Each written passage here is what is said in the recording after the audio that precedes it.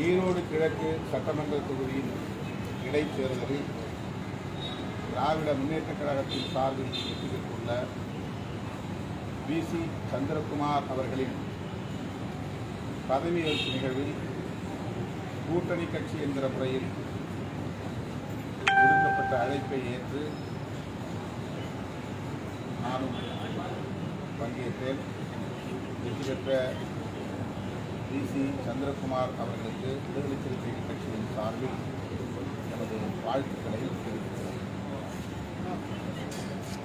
ஈரோடு கிழக்கு சட்டமன்ற தொகுதியில் திராவிட முன்னேற்றக் கழகம் பெற்றுள்ள வாக்குகள் இந்த மாநிலம் தமிழ்நாடு பெரியாரின் சமூக நீதி அரசியலுக்கான தேசம் என்பதை மேலுறுதி செய்யும் வகையில் அமைந்திருக்கிறது. பகுத்தறிவு பகலவன் தந்தை பெரியார் அவர்களை தமிழுக்கும் தமிழர்களுக்கும் தமிழ்நாட்டுக்கும் எதிரானவர் என்கிற வகையில்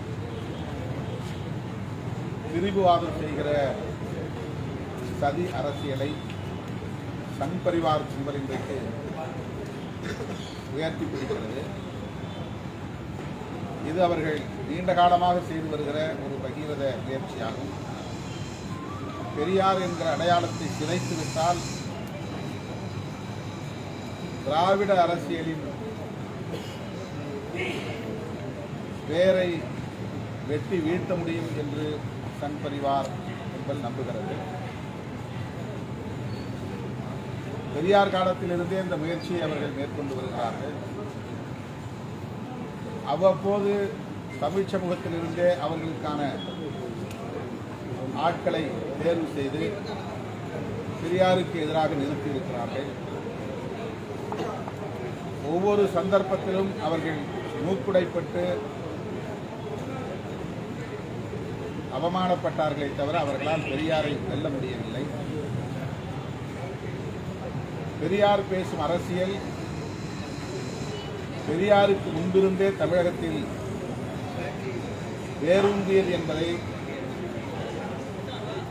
சங்க பரிவாரம் இன்னும் புரிந்து கொள்ளவில்லை. பண்டிதர் அயோத்திதாசர், ரெட்டமலை சீனிவாசன் போன்றோர் காலத்திலிருந்தே ஆரியத்திற்கு எதிரான திராவிட அரசியல் வெகுவாக வலுவாக பேசப்பட்டிருக்கிறது. அந்த அரசியலின் தொடர்ச்சியாகத்தான் தந்தை பெரியார் இந்த மண்ணில் விஸ்வரூபம் எடுத்தார். அவரை வீழ்த்த வேண்டும் என்பதற்காக ஒவ்வொரு சந்தர்ப்பத்திலும் அவர்கள் எடுத்த முயற்சி சதி முயற்சி முறியடிக்கப்பட்டிருக்கிறது. இந்த தேர்தலிலும் அந்த சதி முயற்சி முறியடிக்கப்பட்டது. ஆண்ட கட்சி வலுவான எதிர்க்கட்சி அதிமுக அந்த தொகுதியில் போட்டியிடாமல் பின்வாங்கியதற்கு சங் பரிவார்களின் சூழ்ச்சிதான் காரணம் என்பதை அறிய முடிகிறது. அவர்கள் எல்லோரும் கூட்டு சேர்ந்து திமுகவை எதிர்த்திருக்கிற அரசியல் கட்சியா என்று விவாதத்தை நகர்த்தினார்கள். ஆனால் அதில் அவர்களால் வெற்றி பெற முடியவில்லை. அவர்கள் செய்த மறைமுக கூட்டணி அம்பலப்பட்டிருக்கிறது. அதில் அவர்கள் மூக்குடைப்பட்டு இருக்கிறார்கள். ஈரோடு கிழக்கு சட்டமன்ற தொகுதியை சார்ந்த அதிமுக வாக்காளர்களும் கூட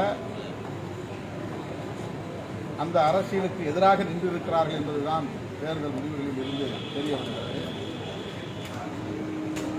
அதிமுகவுக்கும் பாஜகவுக்கும் ஈரோடு தொகுதி மக்கள் பாடம் புகட்டியிருக்கிறார்கள் என்பது இதில் உறுதியாகிறது. ஆகவே பெரியார் அரசியலை இந்த மண்ணில் எவராலும் அசைத்து பார்க்க முடியாது.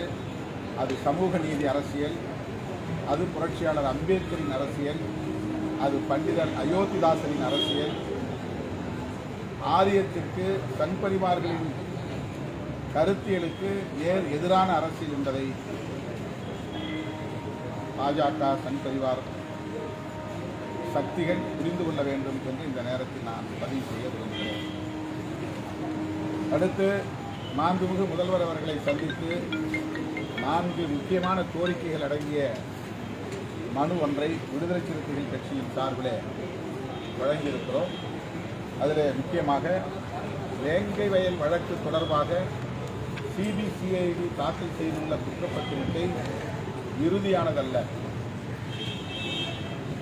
பாதிக்கப்பட்ட மக்களுக்கு எதிராகவே அந்த குற்றப்பத்திரிகை அமைந்திருக்கிறது என்கிற வலி அக்கிராமத்து மக்களுக்கு பெருமளவில் ஏற்பட்டிருக்கிறது. அந்த கிராமத்தை சார்ந்த பட்டியல் சமூக மக்களுக்கு மட்டுமல்ல, தமிழ்நாடு அளவில் பட்டியல் சமூகத்தை சார்ந்த அனைவருக்குமே இது பெரும் அதிர்ச்சியை அளித்திருக்கிறது. இந்த சூழலில் உச்ச நீதிமன்றம் அல்லது உயர்நீதிமன்ற நீதிபதிகளின் ஓய்வு பெற்ற நீதிபதிகளுடன் ஒருவரை கொண்டு நீதி விசாரணை ஆணையம் ஒன்றை அமைக்க வேண்டும், அதனை தீர விசாரிக்க வேண்டும் என்கிற கோரிக்கையை மாண்புமிகு முதல்வருக்கு விடுதலை சிறுத்தைகள் கட்சியின் சார்பில் முன்வைக்கிறோம். இரண்டாவதாக, பட்டியல் சமூகத்தை சார்ந்த அரசு அதிகாரிகளின் பதவி உயர்வு தொடர்பான ஒரு கோரிக்கை. அரசமைப்பு சட்டம் 16(4)A பிரிவின்படி மாநில அரசு பட்டியல் சமூக அதிகாரிகளுக்கான பதவி உயர்வு தொடர்பான சட்டத்தை இயற்றிக்கொள்ள அதிகாரம் அளிக்கிறது. இந்த அதிகாரத்தை பயன்படுத்தி கர்நாடகா, ஆந்திரா போன்ற பிற அண்டை மாநிலங்களில் ஏற்கனவே சட்டம் இயற்றப்பட்டு அவர்களுக்குரிய பாதுகாப்பு உறுதிப்படுத்தப்பட்டிருக்கிறது. எனவே தமிழ்நாட்டிலும் அதனை பின்பற்றி பட்டியல் சமூக அதிகாரிகளின் பதவி உயர்வு தொடர்பாக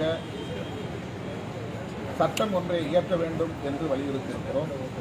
அத்துடன் அதனால் 200 பாயிண்ட் ரோஸ்டர் முறை ரத்து செய்யப்பட்டதனால் ஓபிசி பிரிவை சார்ந்த அதிகாரிகளும் பாதிக்கப்பட்டிருக்கிற சூழலில் அவர்களுடைய பாதுகாப்பையும் உறுதிப்படுத்துவதற்கு தனியே சட்டம் இயற்ற வேண்டும் என்றும் மாண்புமிகு முதல்வர் அவர்களிடத்தில் வலியுறுத்தியிருக்கிறோம். அடுத்து பேரூராட்சி, நகராட்சி, மாநகராட்சி போன்ற இடங்களில் வணிக வளாகங்கள் கட்டப்படுகின்றன, ஏலம் விடப்படுகின்றன, குத்தகை விடப்படுகின்றன.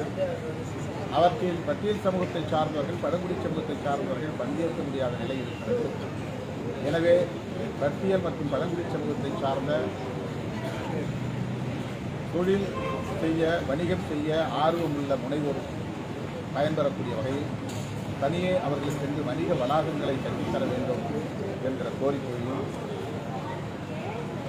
முன்வைத்திருக்கிறோம். அரசு வெளியிட்ட புள்ளி விவரங்களின்படி தமிழ்நாட்டில் சாதிய வன்கொடுமைகளின் சதவிகிதம் பெருகி வருகிறது. இந்த சூழலில் சாதிய வன்கொடுமைகளை தடுப்பதற்கு சிறப்பு கவனம் செலுத்தி தடுப்பு நடவடிக்கைகளை உரிய முறைப்படி சட்டப்பூர்வ அடிப்படையில் மேற்கொள்ள வேண்டும், முதல்வர் அதில் கூடுதல் கவனம் செலுத்த வேண்டும் என்ற கோரிக்கையும் வலியுறுத்தியிருக்கிறார்.